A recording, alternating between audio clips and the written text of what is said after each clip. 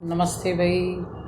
मैं अपने प्यारे प्यारे बच्चों के लिए दोबारा से आपके सामने आ गई हूँ। आपकी समस्याओं को ध्यान में रखते हुए बहुत समय से बच्चे मुझे कह रहे थे कि मैडम हमारी समस्याओं का आप समाधान करें, तो बहुत टाइम से मैं सोच रही थी कि जो है वीडियो के माध्यम से आप लोगों को मैं आपकी समस्याओं का समाधान कर सकूँ। तो ये बहुत ज़्यादा अनुरोध के कारण मैंने फिज़िक्स से रिलेटेड हर तरह की जो समस्या बच्चों के सामने आती है उसको बच्चे कैसे टैकल करें, उससे कैसे उसको आसान समझें, यानी फ़िज़िक्स सब्जेक्ट को जिसे सबसे ज़्यादा टफ मानते हैं बच्चे, और है भी, मतलब चूँकि उसमें बहुत सारी चीज़ें हैं। जब मैं धीरे धीरे आपको समझाऊंगी तो आपको पता चलेगा कि इसमें बहुत सारे स्टेप ऐसे होते हैं कि हमें किस ढंग से फिज़िक्स की तैयारी करनी चाहिए।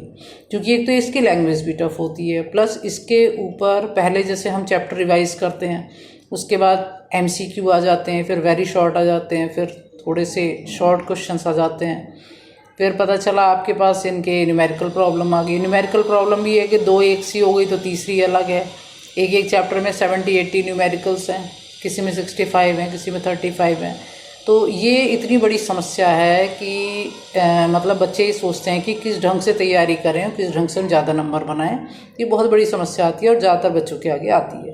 तो सबसे ज़्यादा जो समस्या आती है वो बच्चों के सामने इस बात की आती है कि मैडम हम एक चैप्टर याद करते हैं, अगला भूल जाते हैं, एक चैप्टर याद करते हैं, अगला भूल जाते हैं। तो मैं छाया शर्मा, लेक्चरर इन फिज़िक्स, मैं अपनी खुद मतलब फ़िज़िक्स में कोचिंग देती हूँ। तो इस बात को मद्देनज़र रखते हुए कि बच्चों को किस तरीके से गाइडेंस के थ्रू, ऑनलाइन गाइडेंस के थ्रू अधिक से अधिक लाभ पहुँच सकता है।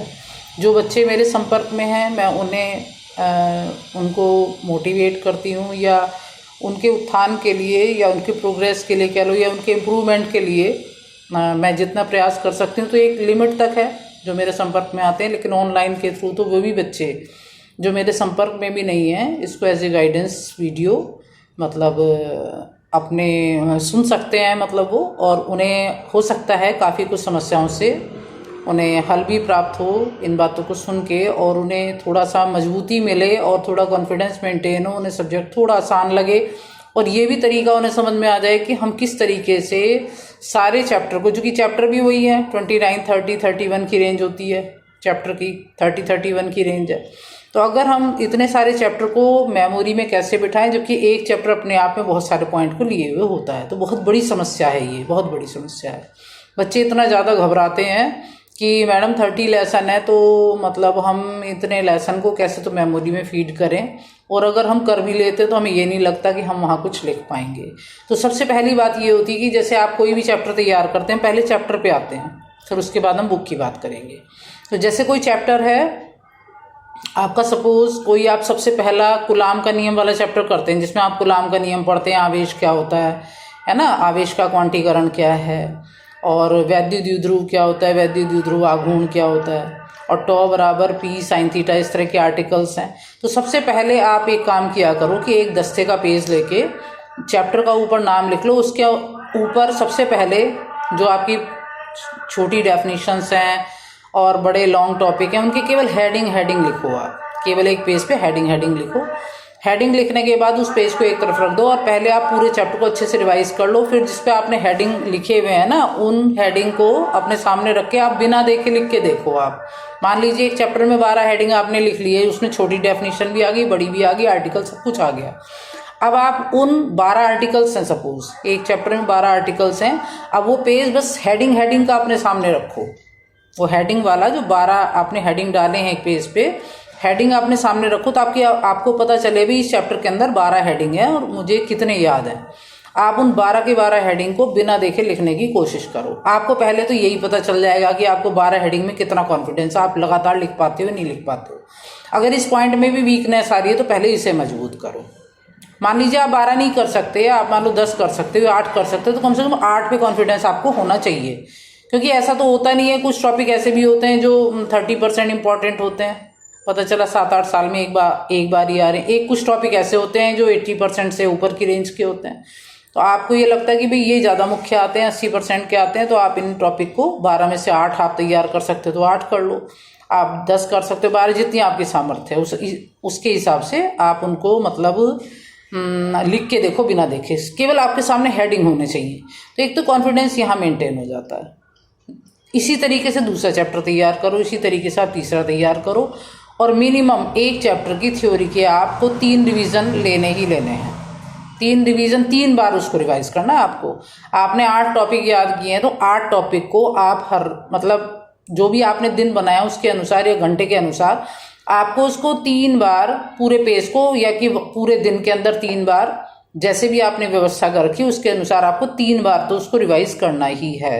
यानी हर चैप्टर आपकी मेमोरी में 3 बार तो आना ही चाहिए।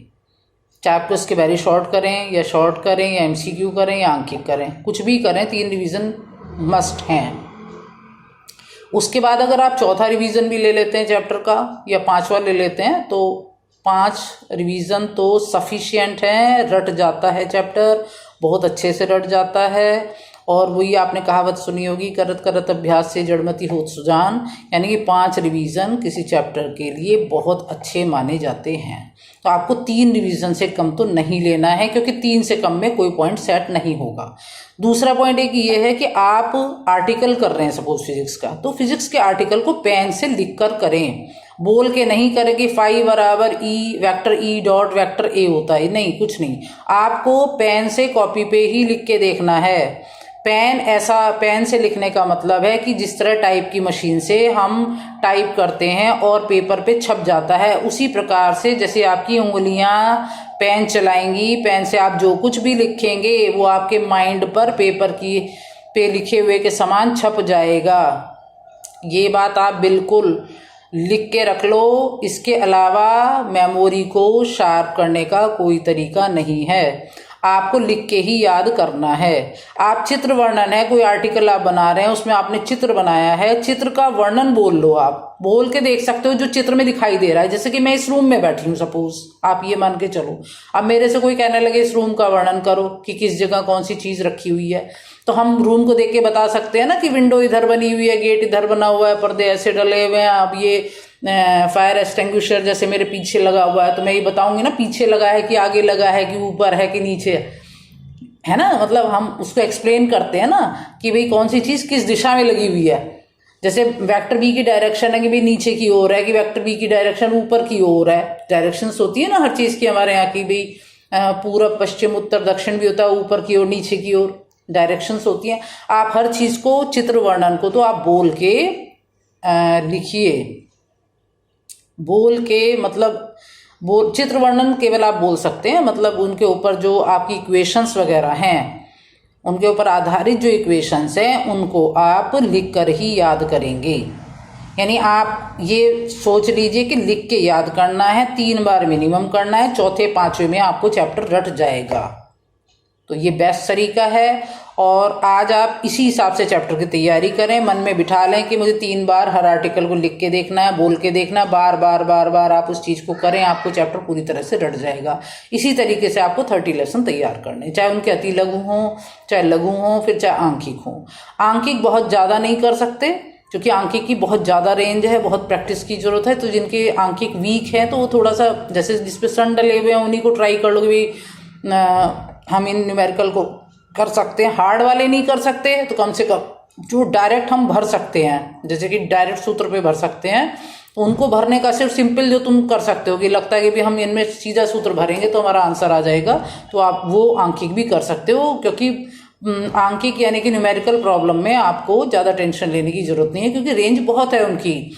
1 घंटे में केवल 8 न्यूमेरिकल तब कवर होते हैं जब किसी को बहुत अच्छे से आते हैं। जैसे मुझे बहुत अच्छे से आते हैं सपोज सारे न्यूमेरिकल, तो मैं ज़्यादा से ज़्यादा जो थोड़े लॉन्ग से होते हैं वो 8 से 12 की रेंज होती है।